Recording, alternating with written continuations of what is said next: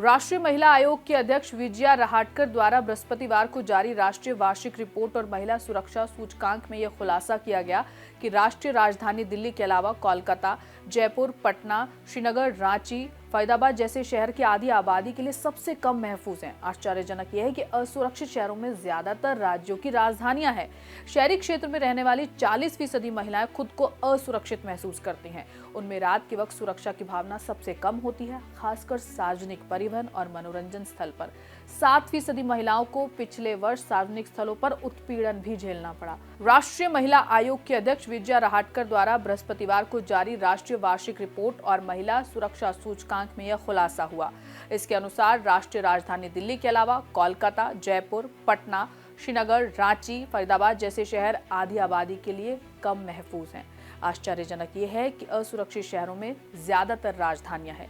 इन शहरों में पितृसत्तात्मक सोच, कमजोर संस्थागत जवाबदेही और महिलाओं के लिहाज से खराब बुनियादी ढांचा, मजबूत लैंगिक समानता, नागरिक भागीदारी, पुलिस व्यवस्था और महिला अनुकूल बुनियादी ढांचे के चलते मुंबई, कोहिमा, विशाखापट्टनम, भुवनेश्वर, गंगटोक और ईटानगर सबसे सुरक्षित शहर बनकर उभरे हैं।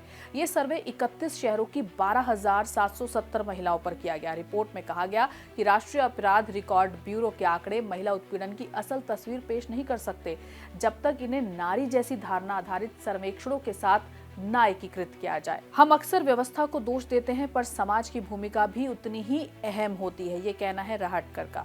रिपोर्ट के अनुसार 10 में से 6 महिलाएं ही अपने आप को सुरक्षित महसूस करती हैं। महिलाओं ने माना कि शैक्षणिक संस्थान दिन में 86% सुरक्षित लगते हैं, लेकिन रात में परिसर के बाहर उनका भरोसा कम हो जाता है। 7% महिलाओं ने कहा कि 2024 में सार्वजनिक जगहों पर उन्हें उत्पीड़न झेलना पड़ा।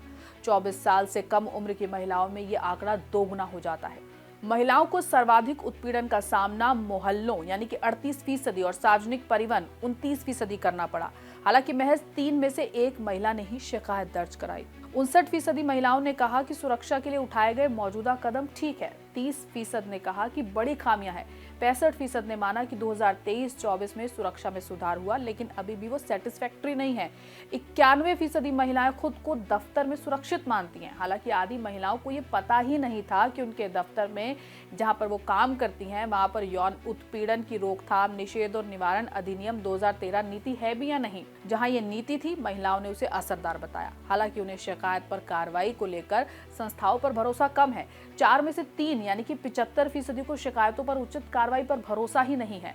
महिला आयोग के अध्यक्ष रहाटकर ने कहा कि महिला सुरक्षा महज कानून व्यवस्था का मुद्दा नहीं है, ये महिलाओं के जीवन के हर पहलू से जुड़ा हुआ है।